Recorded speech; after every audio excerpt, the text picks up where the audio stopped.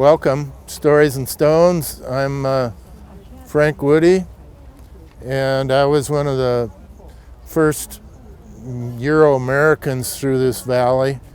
I came through here, actually the first to kind of settle in this area. But I was born in North Carolina in 1833 and to a Quaker family, and then moved west, went to Illinois and clerked for a fellow by the name of Joe Cannon, who became one of the most powerful speakers of the U.S. House of Representatives in history. And I clerked for him for a while, and then I went on to Kansas, and then ended up in Utah, sick and broke and 23 years old, at a time when there was something called the Mormon Wars going on, or the Mormon War. And you did not want to be not a Mormon at that time. So I pretended I was a Mormon and looked for a way to get out of Utah. And I found that when I heard that there was a man by the name of Van Etten that was going to bring supplies to a place a long ways away from Utah, called Hellgate, this valley called Hellgate. And I was so desperate I signed on with him. He had oxen teams, and we brought supplies to Fort Owen, which was up the Bitterroot in Stevensville. And I came into the Missoula Valley and saw what I thought were probably, in counting them, about 300 Indian teepees at that time. So I realized that this was a place where there were a lot of gatherings and a lot of trading going on, and I kept that in the back of my mind, that this might be a good place to have a business as far as trade goes. So I went from here to Walla Walla, Washington, which is, Walla Walla was the fort along the Columbia River, and a little town had formed there. And I got to be a clerk for Frank Worden, who ran a store there. And shortly after that, Captain Higgins, Christopher Higgins, he was also involved with Worden, and the three of us decided to come back here and start a trading post. Actually, I came back a year earlier and planted some crops. I was the first person to actually furrow and plant a crop with a wooden plow here. And my crops was mainly vegetables, and unfortunately there was a freeze in August and it killed all my crops, so I decided I wasn't cut out to be a farmer. So I went back to Walla Walla and clerked with them again for a while, and then in 1860 we brought 75 or so mules out here with supplies, including a safe, including Worden's huge iron safe. And it was long, it was over 400 miles that we traveled, so it took a long time. So we started a store in a tent first, and then eventually built a cabin, and that became the village of Hellgate. During its life of about 5 years, it was a very violent place. The vigilantes were chasing the outlaws over here in 1864 and caught them and hanged 5 of them in the general vicinity, several of them off of Captain Higgins's corral posts. So there were more violent deaths in the 5 years that Hellgate was going than there were natural deaths. But I was kind of, considered, had an education of sorts, and so I began practicing law, and that's about all you had to do in those days, was practice on somebody. That, unfortunately or fortunately, you knew something or you didn't. And I practiced on a fellow by the name of Tin Cup Joe, who had a lawsuit against Baron O'Keefe, because one of his horses had fallen in a hole on Baron O'Keefe's land, so he wanted compensation.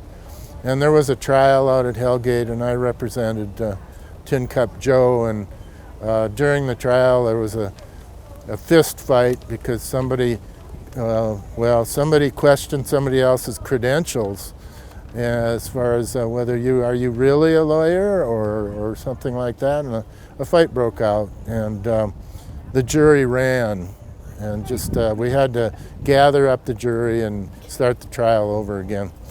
So after that, we moved into what is now Missoula and built David Patty, who had a little farm up Patty Canyon.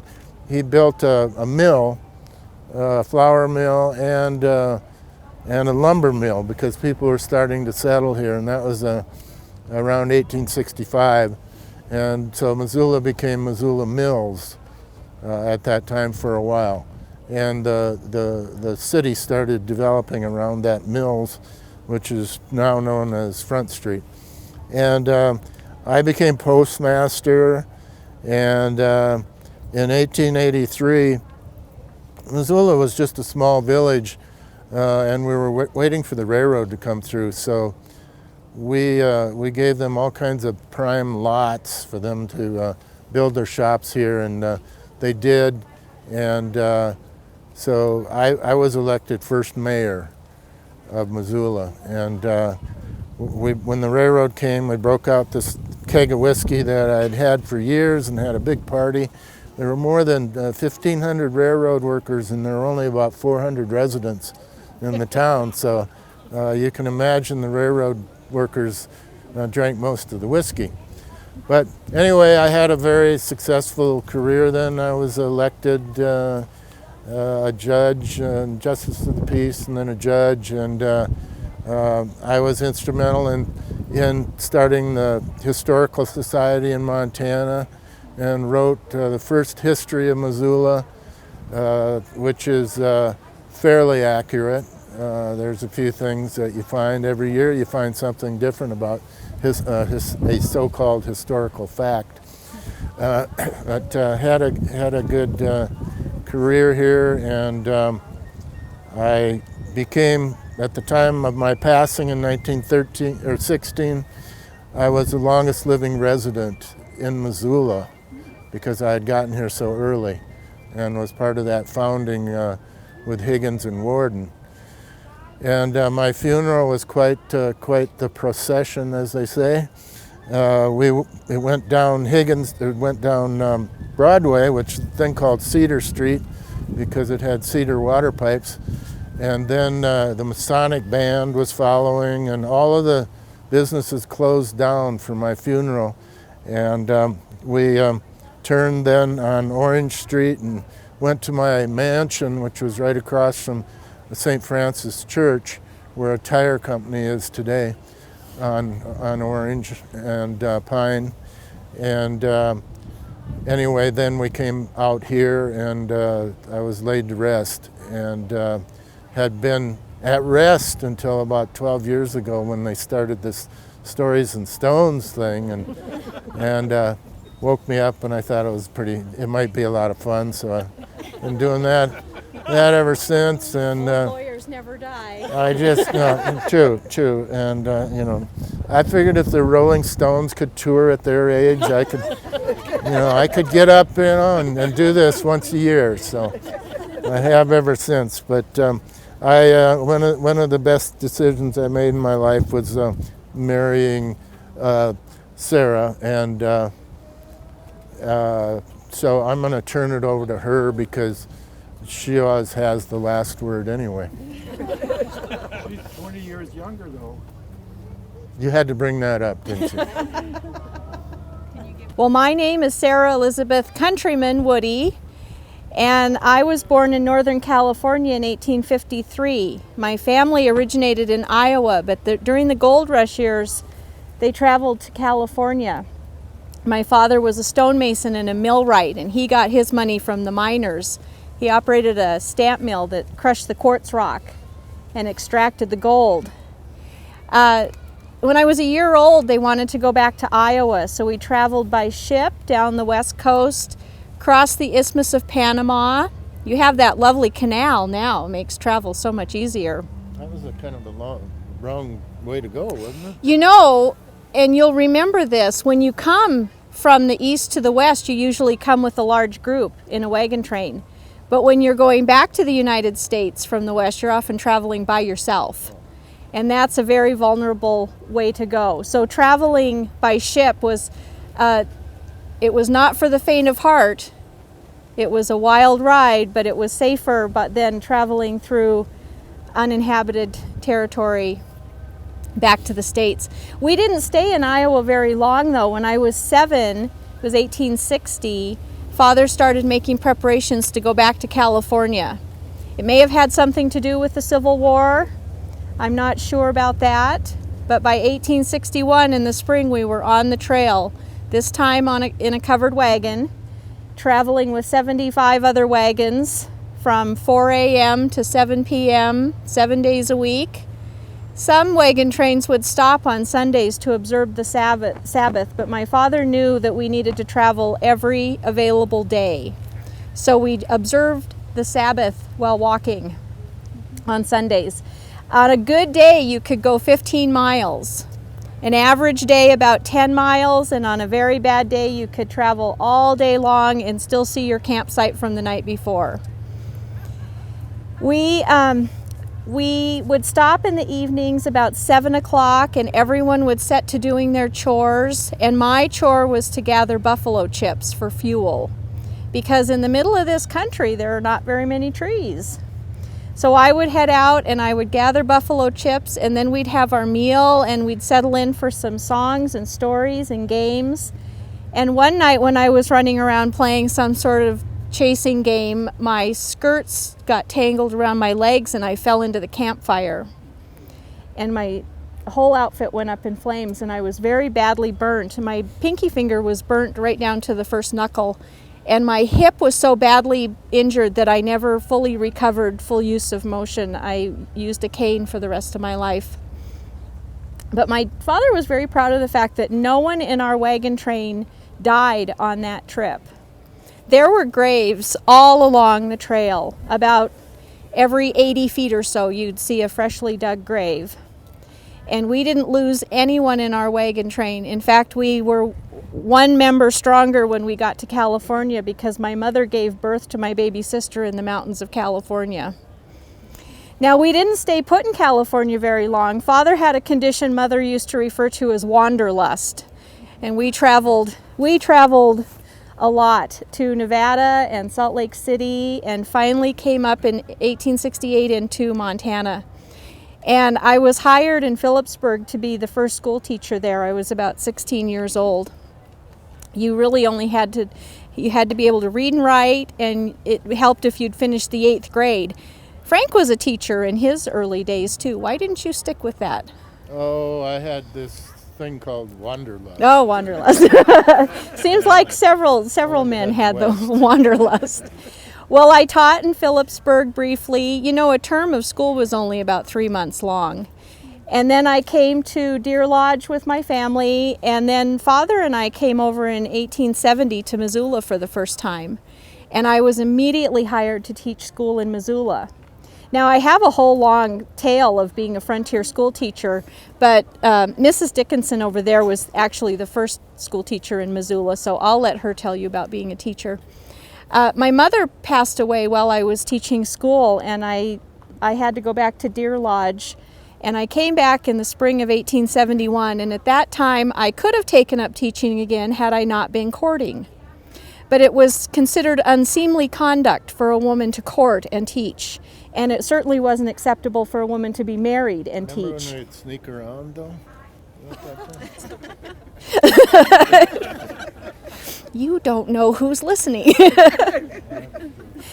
I met Mr. Woody through mutual friends, and we began courting. And courting in those days was very proper, never done outside the company of your father or your brother or uncle or some other male relative. And he would come over and sit and visit, and that's how we would court. Sometimes we'd go for a walk with Father walking behind. We were married in December of 1871 on Frank's 38th birthday. I was 18 years old at that time. which is just about right. He was well established. I had to sell this whole thing to my father. Well established, able to provide for me. We were married for 45 years, and we had 9 children. And sadly, only 3 of our children grew to adulthood. We lost 6 children in a 10-year span of time. Scarlet fever, 1 to morphine poisoning, 1 to croup, and spinal meningitis. And they're all buried here, all except our daughter Flora. Flora was our little princess of the family, and she's buried at Arlington National Cemetery with her officer husband, Davis Catlin Anderson, who she wrote about extensively in her society column in the Missoulian at the time. Our son Frank was a lawyer with his father, and Frank would give us our only grandchildren, 3 grandchildren. And our daughter Allie, she was the longest lived of all of us. She lived to be 91 years old. I think it's because she never married. She took care of us, and then she took care of herself. Well, I died at 66, so let's just see. But Allie, when Allie died, it was in the 60s, and she was the last one of our family to die, and this whole plot was full. So she made arrangements with the Stewarts, who are next door to us, for a free plot. There's our son Frank, and then there's a Stewart grave, and then there's Allie. So she's as close to the family as she could possibly get. So Frank died in 1916 of hardening of the arteries, sclerosis of the liver. I don't remember that.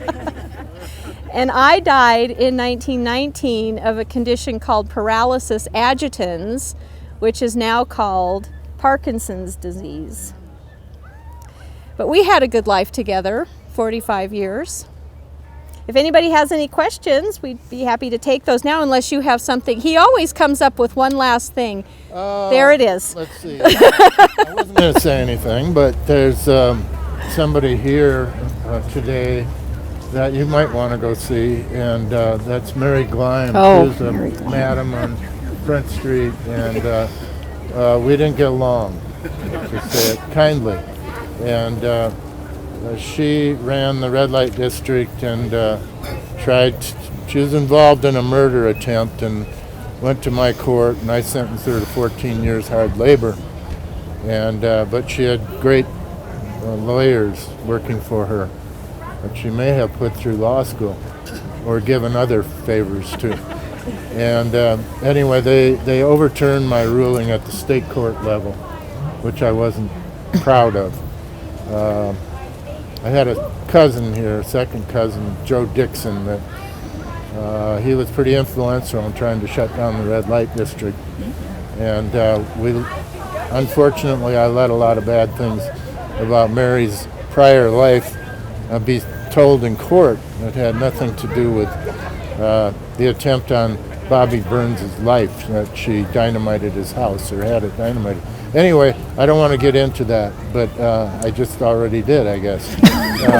But Mary Gleim will tell you probably a totally different story about what an angel she was. And so just remember, I was a judge, she was a madam. So who are you going to believe? But we really like to see you out here, and hopefully there will be more of these. Right now it's not looking too good. This might be the last one.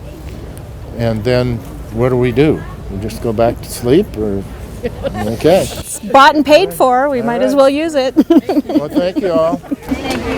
Thank you.